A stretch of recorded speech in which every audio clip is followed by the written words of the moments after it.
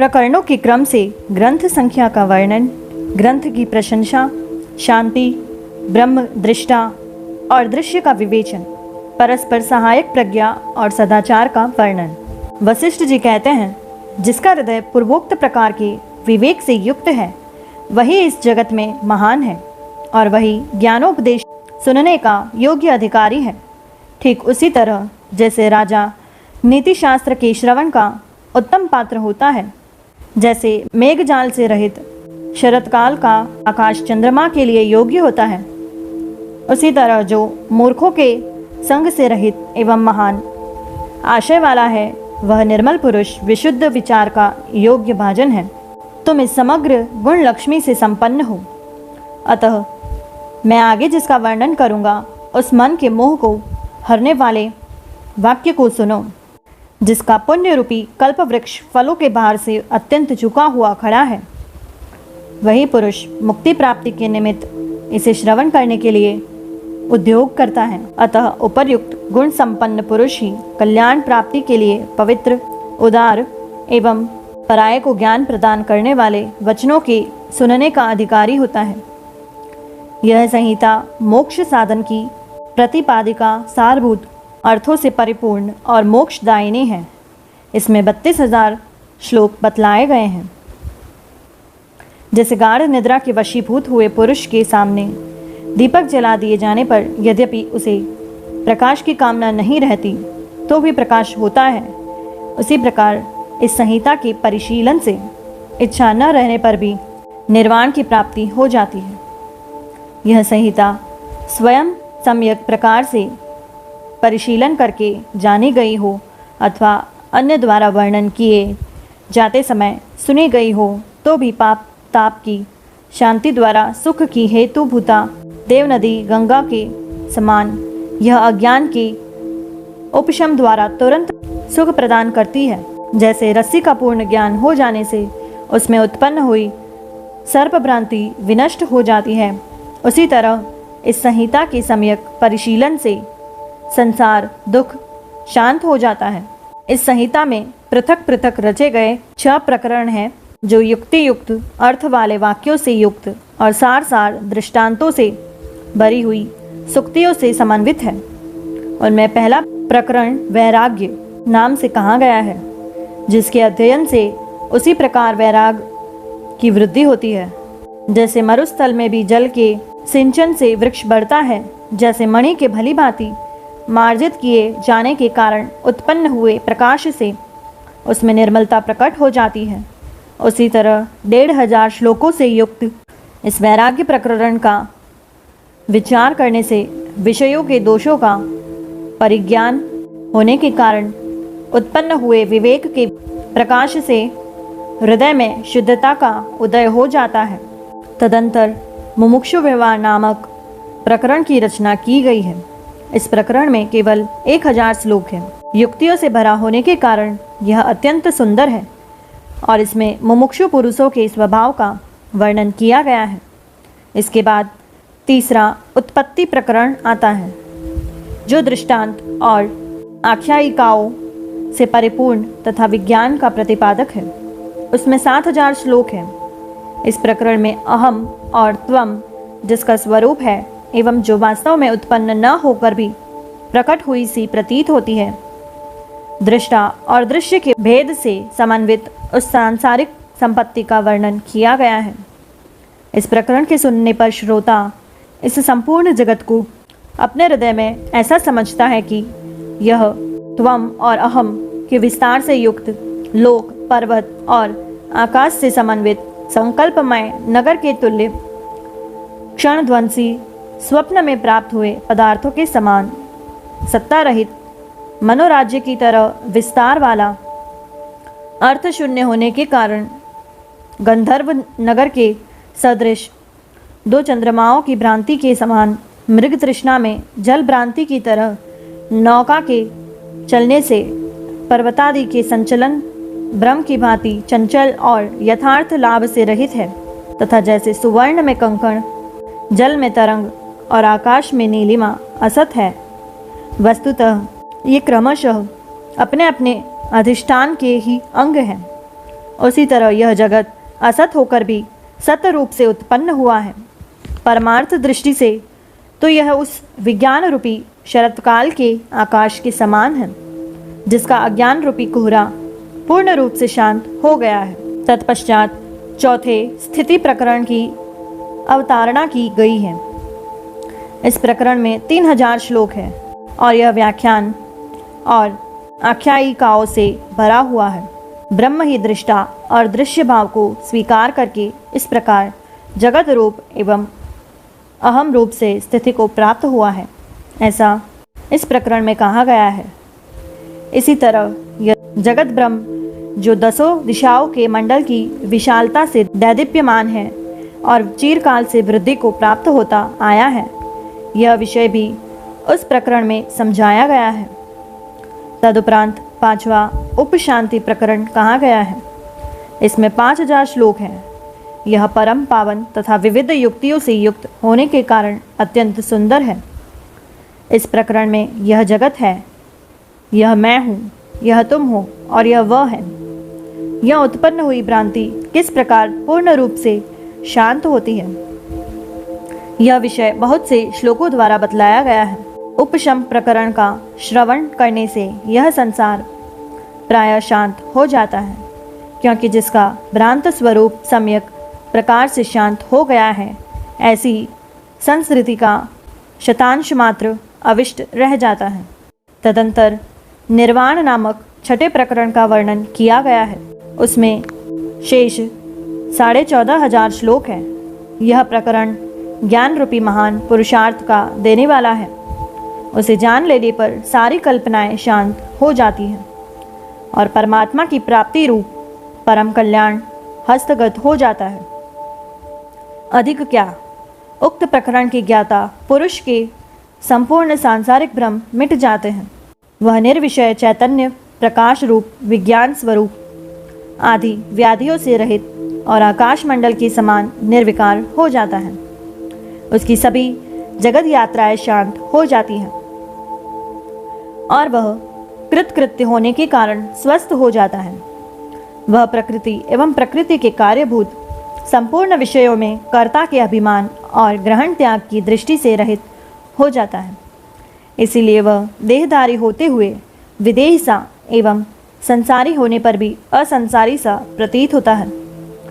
उसका अहंकार रूप पिशाच नष्ट हो जाता है और वह देह युक्त होते हुए भी शरीर रहित सा रहता है।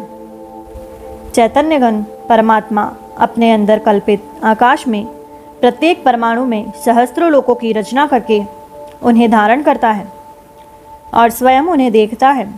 जैसे उपजाऊ खेत में उचित समय पर बोए गए उत्तम बीज से अवश्य ही श्रेष्ठ फल प्राप्त होता है, उसी तरह इस संहिता को हृदयगम कर लेने से परमार्थ विषय ज्ञान सुलभ हो जाता है। जैसे प्रातः काल होने पर प्रकाश का होना अवश्यंभावी है, वैसे ही इस संहिता को चित्त में धारण कर लेने मात्र से निश्चय ही उत्तम विवेक की उपलब्धि होगी। विद्वानों के मुख से इसका श्रवण करके अथवा स्वयं ही इसे समझकर धीरे धीरे विचार करने से जब बुद्धि सुदृढ़ रूप से संस्कृत हो जाती है, तब पहले हृदय में सभास्थान को विभूषित करने वाली ऊंची लता के समान संसार युक्त विशुद्ध वाणी का उदय होता है। फिर महान गुणों से सुशोभित यह वह श्रेष्ठ चतुरता प्रकट होती है, जिससे राजा तथा देवगण भी प्रसन्न होते हैं। जैसे सुंदर नेत्रों से युक्त पुरुष रात्रि के समय दीपक हाथ में लेकर सभी पदार्थों को देख लेता है, उसी तरह बुद्धिमान मनुष्य सर्वत्र पूर्वापर का ज्ञाता हो जाता है। इस ग्रंथ के अभ्यास से जिसका अज्ञानांधकार रूप आवरण फट गया है, अतएव जो पदार्थों के प्रविभाजन में समर्थ हो गई है, ऐसी प्रज्ञा कालिमा रहित रत्न दीपक की लौ के समान उत्कृष्ट प्रकाश वाली हो जाती है। प्रस्तुत ग्रंथ का ज्ञाता पुरुष चाहे भय हेतुओं की सम्मुखी क्यों न खड़ा हो, फिर भी जैसे बाण बड़ी बड़ी चट्टानों को विदीर्ण नहीं कर सकते, उसी तरह भयंकर सांसारिक भय उसके हृदय को पीड़ा नहीं पहुंचा सकते। इस ग्रंथ के अध्ययन से जन्म में प्रारब्ध की और कर्म में पुरुषार्थ की कारणता कैसे होगी। इस प्रकार के संशय समुदाय दिन में अंधकार की भांति विलीन हो जाते हैं। इस ग्रंथ का विचार करने वाले पुरुष के हृदय में समुद्र की सी गंभीरता का, सुमेरुगिरी की सी धीरता का और चंद्रमा की सी शीतलता का उदय हो जाता है। जब हृदयाकाश में शम के आलोक से विभूषित विवेक रूपी निर्मल सूर्य का उदय हो जाता है, तब निश्चय ही अनर्थ सूचक कामादि धूमकेतु अपना उदय नहीं ले पाते। धैर्य की पराकाष्ठा को प्राप्त हुई जो बुद्धि धर्म रूपी दीवाल में गाढ़ रूप से संलग्न हो गई है, उसे मानसिक चिंताएं विचलित नहीं कर सकती। तत्वज्ञ पुरुष विषयासक्ति रूप गड्ढे में नहीं गिरता, क्योंकि जिसे उत्तम मार्ग का ज्ञान है वह भला गड्ढे की ओर क्यों दौड़ेगा। सतशास्त्रों के परिशीलन से जिनका चरित्र उत्तम हो गया है, उनकी बुद्धि यथा योग्य प्राप्त शास्त्रानुकूल कर्म में ही रमण करती है। ठीक उसी तरह जैसे पतिव्रता स्त्री अपने अंतःपुर के आंगन में ही प्रसन्न रहती है, जिस पुरुष का अंतःकरण मोक्ष साधन के अनुभव से शुद्ध हो गया है, उसे भोग समुदाय न तो कभी पीड़ित ही करते हैं और न आनंद ही देते हैं। वह अनिष्ट कार्यों के प्राप्त होने पर न तो द्वेष करता है और न इष्ट कार्यों के नष्ट हो जाने पर उनकी आकांक्षा ही करता है, बल्कि वह कार्य फलादि के स्वरूप का ज्ञाता होकर भी जड़ वृक्ष की भांति अनभिज्ञ का सा आचरण करता है। वह साधारण जन की तरह समयानुकूल प्राप्त हुए पदार्थों से ही निर्वाह करता हुआ देखा जाता है। यहाँ तक कि अनिष्ट फल के प्राप्त होने पर भी उसके हृदय में स्वल्प मात्र भी विकार नहीं होता। इस संपूर्ण शास्त्र को बंचवा कर और समझकर फिर इस पर विचार करो। यह कथन मात्र नहीं है, बल्कि देवों के वरदान और शाप की भांति इसका फल अवश्य प्राप्त होता है। यह सुंदर शास्त्र उत्तम ज्ञान से युक्त, अलंकारों से विभूषित, काव्य स्वरूप और सरस है। इसमें दृष्टांतों द्वारा विषय का प्रतिपादन किया गया है। जिसे थोड़ा भी पदार्थ का ज्ञान है, वह स्वयं ही उसे समझ लेता है, किंतु जो स्वयं इसे जानने में असमर्थ है, उसे पंडित के मुख से सुनना चाहिए। जैसे संकल्प द्वारा निर्मित नगर में पुरुष को हर्ष विषाद बाधा नहीं पहुंचाती, उसी तरह संसार भ्रम का परिज्ञान हो जाने पर यह भी कष्टदायक नहीं होता। जैसे यह चित्रलिखित सर्प है, वास्तविक सर्प नहीं है, ऐसा जान लेने पर वह सर्पजनित भय का दाता नहीं होता, उसी तरह इस दृश्य संसार रूपी सर्प का यथार्थ ज्ञान हो जाने पर यह भी सुख अथवा दुख नहीं देता। जैसे चित्रलिखित सर्प का पूर्ण ज्ञान हो जाने पर उसका सर्पत्व ही नष्ट हो जाता है, उसी प्रकार संसार का वास्तविक स्वरूप ज्ञात हो जाने पर वह स्थित रहते हुए भी शांत हो जाता है, अर्थात इसका प्रभाव नहीं पड़ता। यह शास्त्र ज्ञान का विस्तार करने वाला और बुद्धि द्वारा ग्रहण किए जाने वाले सारभूत पदार्थों की परमावधि है। अब मैं इसका वर्णन करता हूँ, सुनो। पहले जिस विधि से यह शास्त्र श्रवण किया जाता है तथा जिस परिभाषा से इसका यथार्थ रूप से विचार करने का विधान है, वह अवतरणी का श्रवण करो। जिस देखे हुए पदार्थ के सादृश्य से अनुभव में न आए हुए पदार्थ का ज्ञान कराया जाता है, बोधोपकार रूप फल प्रदान करने वाले उस सादृश्य को विद्वान लोग दृष्टांत कहते हैं। जैसे रात्रि में दीपक के बिना घर में रखे हुए बर्तन आदि सामग्रियों का ज्ञान नहीं हो सकता, उसी तरह दृष्टांत के बिना अपूर्व अर्थ का बोध होना असंभव है। उपमान और उपमेय के जिस कार्य कारण भाव का प्रतिपादन किया गया है, वह पर ब्रह्म को छोड़कर शेष सभी पदार्थों के साथ लागू होता है। मैं यहाँ ब्रह्मोपदेश के प्रसंग में तुमसे जो दृष्टांत कह रहा हूँ, उसमें एक देश की साधर्म्य से प्रकृतार्थ का परिग्रहण किया जाता है। यहाँ ब्रह्म तत्व का बोध कराने के लिए जो जो दृष्टांत दिया जाता है, वह स्वप्न में प्रतीत होने वाले पदार्थों की तरह मिथ्याभूत जगत के अंतर्गत ही है, ऐसा समझना चाहिए। उत्पत्ति के पूर्व और विनाश के उत्तरकाल में जैसे यह जगत अभावग्रस्त था, उसी तरह वर्तमान काल में भी विचार करने पर अवस्तुभूत ही है। अतः मिथ्यात्व के कारण जागृत और स्वप्न इन दोनों की समानता है। यह प्रसिद्ध बात बालकों तक की समझ में आ सकती है। मोक्ष साधनों के निर्माता ग्रंथकर्ता महर्षि वाल्मीकि ने दूसरे भी जिन ग्रंथों की रचना की है, उनमें भी ज्ञातव्य वस्तु का ज्ञान कराने के लिए केवल यही व्यवस्था रखी है कि दृष्टांतों के जिस अंश में समता असंभव हो, उसी अंश के साथ समता रखी जाए। क्योंकि यह जगत स्वप्न, संकल्प और ध्यान से कल्पित नगर के समान मिथ्या है। इसी कारण यहाँ वे ही दृष्टांत दिए गए हैं, दूसरे नहीं। ज्ञान प्राप्ति के लिए कारण रहित ब्रह्म में जो कारणता की उपमा दी जाती है, वहाँ उपमा प्रयुक्त पदार्थों के साथ सर्वांश में साधर्म्य संभव नहीं हो सकता। अतः विवाद रहित बुद्धिमान पुरुष को ज्ञान प्राप्ति के लिए उपमान से उपमेय का एक अंश में ही साधर्म्य स्वीकार करना चाहिए। पदार्थों के अवलोकन में दीपक के प्रकाश मात्र के अतिरिक्त उसके पात्र, तेल और बत्ती आदि किसी का भी उपयोग नहीं होता। केवल एक देश के सादृश्य से उपमान उपमेय का ज्ञान करा देता है। जैसे मणिर्दीप इव, इस दृष्टांत में उपमान दीपक केवल प्रकाश से उपमेय मणि का बोधक होता है। दृष्टांत के अंश मात्र से ज्ञेय तत्व का ज्ञान हो जाने पर तत्वमसि आदि महावाक्यों के अर्थ का निश्चय उपादेय रूप से ग्रहण करना चाहिए। कुतार्किकता का आश्रय लेकर अनुभव विरुद्ध अपवित्र विकल्पों द्वारा प्रबुद्धता का नाश नहीं करना चाहिए। दृष्टांत के द्वारा अद्वितीय आत्मज्ञान स्वरूप शास्त्रार्थ के ज्ञान से महावाक्यार्थ भूत ब्रह्म स्वरूप से सम्यक प्रकार से सिद्ध हुई शांति को ही निर्वाण कहा जाता है।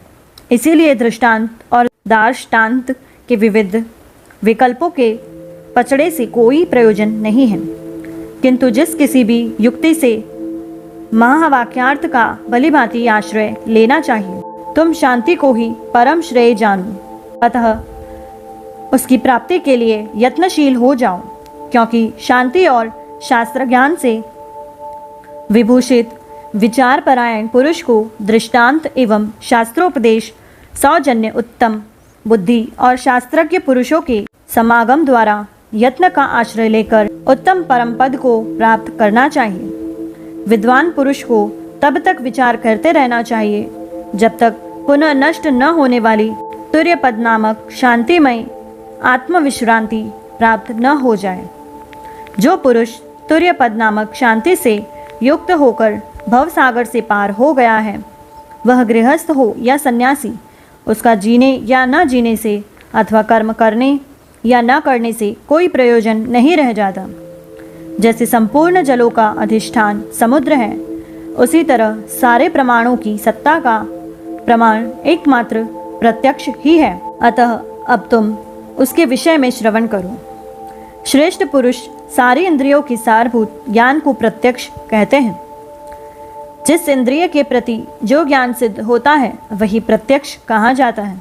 अनुभूति, वेदन और प्रतिपत्ति के नामानुसार इस शास्त्र में उसी का प्रत्यक्ष नाम रखा गया है। वही हम लोगों का जीव है, वही संवित है, वही अहंता की प्रतीति का विषयभूत साक्षी पुरुष है। वह जब संवित के सहयोग से उदित होता है, तब उसे पदार्थ कहा जाता है। जैसे जल तरंग आदि के रूप में दृष्टिगोचर होता है, उसी प्रकार वह परमात्मा संकल्प, विकल्प आदि नाना प्रकार के भ्रमों के कारण जगत रूप से प्रकाशित होता है।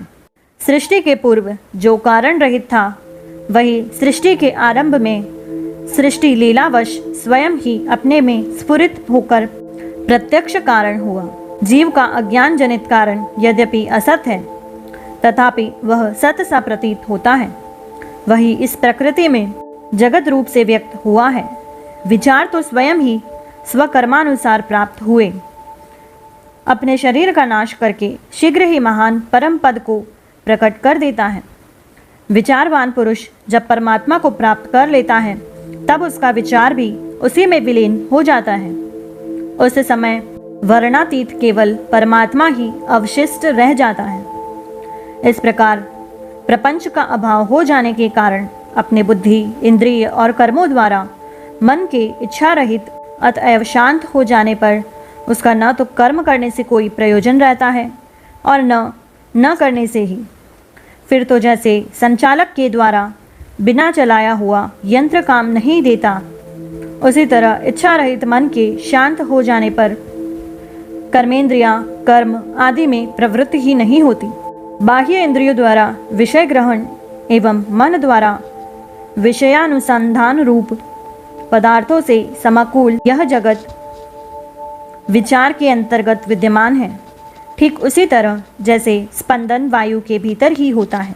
शुद्ध सर्वात्म विषयक विचार जिस प्रकार कर्मानुसार भोग के लिए प्रकट होता है, तदनुरूप ही वह दिशा, काल तथा बाह्य एवं आंतर पदार्थों के रूप में विस्तृत रूप से शोभित होता है। वह विचार शरीर आदि में दृश्यता भास को देखकर यही मेरा स्वरूप है, यो मोहवश धारणा करके स्थित है, उसको अपना रूप जहाँ जैसे और जिस प्रकार का प्रतीत होता है वह वैसा ही हो जाता है। वह सर्वात्मा जहाँ जिस प्रकार आविर्भूत होता है वह वैसे ही तत्काल स्थिर हो जाता है और उसे अपना ही स्वरूप मानकर सुशोभित होता है। सर्वात्म कथा के कारण दृष्टा में दृश्यत्व का आरोप होता है। वह दृश्यत्व दृष्टा की उपस्थिति में ही संभव है, अन्यथा दृश्यता भी वास्तविक नहीं है। अतः प्रत्यक्ष ही कारण रहित अद्वितीय ब्रह्म रूप से सिद्ध हुआ स्थित है। वही सभी प्रमाणों का निर्माता है, क्योंकि अनुमान आदि प्रमाण प्रत्यक्ष पूर्वक होने के कारण उसी के अंश हैं। अपने कर्म मात्र को दैव प्रारब्ध मानकर उसकी उपासना करने वाला इंद्रियजयी पुरुष उस दैव शब्दार्थ अर्थात प्रारब्ध को दूर हटाकर अपने पुरुषार्थ द्वारा उस परम पद को अपने भीतर ही प्राप्त करता है। पहले संत समागम रूपी युक्ति के द्वारा बलपूर्वक अपनी बुद्धि को बढ़ाना उचित है। तत्पश्चात महापुरुषों के लक्षणों के अनुकरण से अपने में महापुरुषता लानी चाहिए। इस जगत में जो जो पुरुष जिस जिस गुण से विशेष रूप से संपन्न है वह उसी गुण के द्वारा विशिष्ट समझा जाता है। अतः शीघ्र ही उस पुरुष से वह गुण प्राप्त करके अपनी बुद्धि की वृद्धि करनी चाहिए। जैसे कमल से सरोवर और सरोवर से कमल परस्पर उन्नति लाभ करते हैं, उसी तरह ज्ञान से शम आदि गुण और सम आदि गुणों से ज्ञान ये परस्पर वृद्धिगत होते रहते हैं। सत्पुरुषों के सदाचरण से ज्ञान की और ज्ञान से सत्पुरुषों के आचरण की वृद्धि होती है। यो ज्ञान और सत्पुरुषों के आचरण परस्पर एक दूसरे के सहयोग से बढ़ते रहते हैं।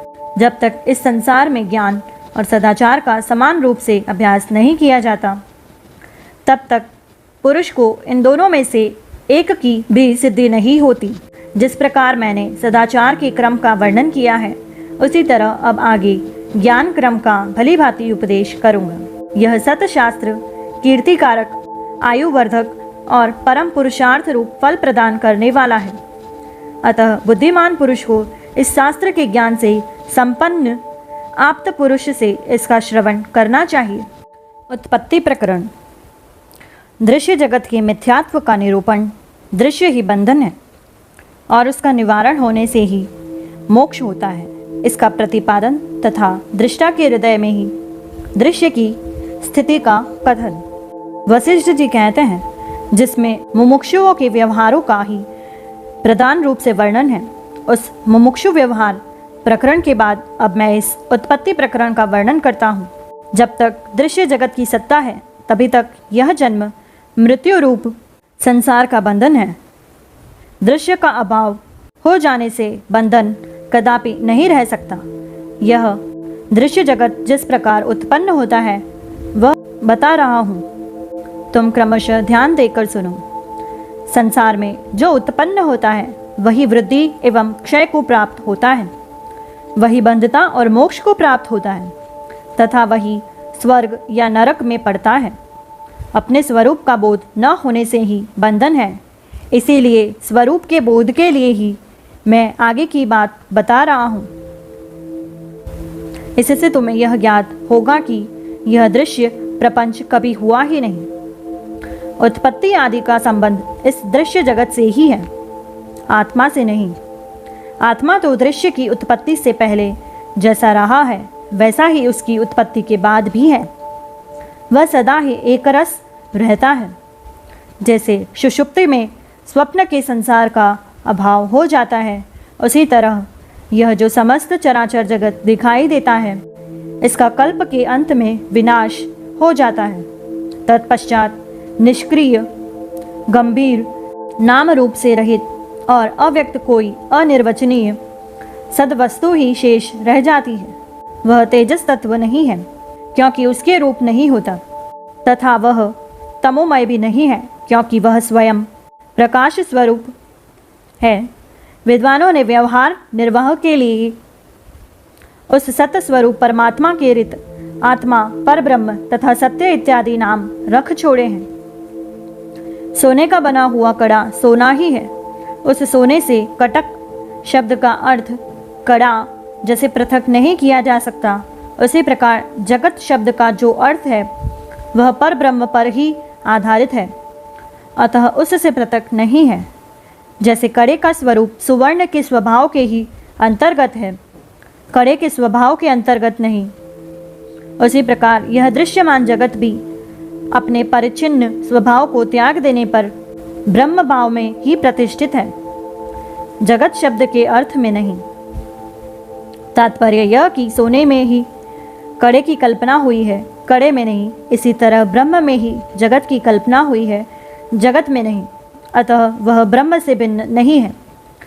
जैसे मरुमरीचिका में प्रतीत होने वाली नदी अपने भीतर न होने पर भी चंचल तरंगों का विस्तार करती है और वे तरंगे सच्ची सी जान पड़ती है, उसी प्रकार मन ही इस जगत रूपी इंद्रजाल की संपत्ति का विस्तार करता है और वह संपत्ति असत होने पर भी सत्य सी प्रतीत होती है, जिसके कारण असत वस्तु भी सत्य सी प्रतीत होती है।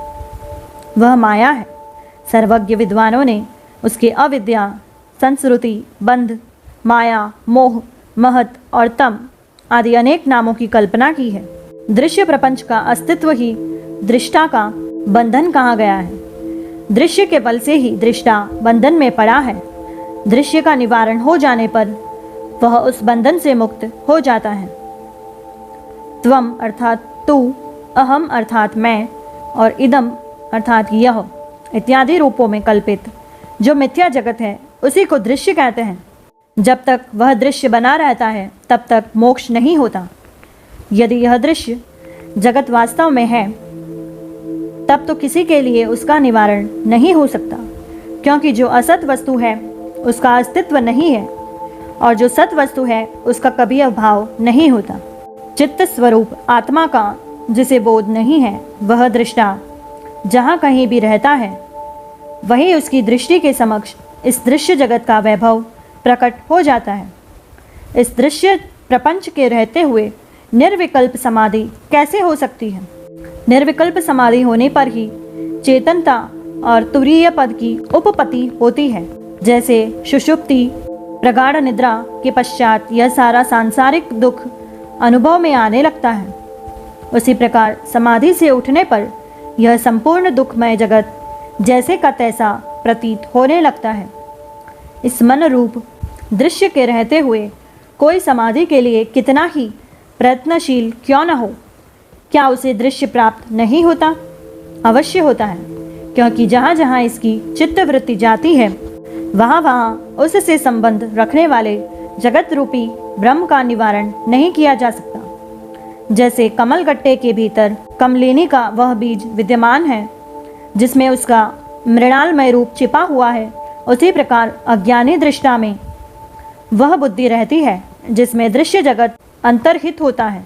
जैसे पदार्थों में रस, तिल आदि में तेल और फूलों में सुगंध रहती है, उसी प्रकार उपदृष्टा में दृश्य बुद्धि रहती ही है। कपूर या कस्तूरी आदि जहाँ जहाँ भी हो उनकी सुगंध प्रकट हो ही जाती है।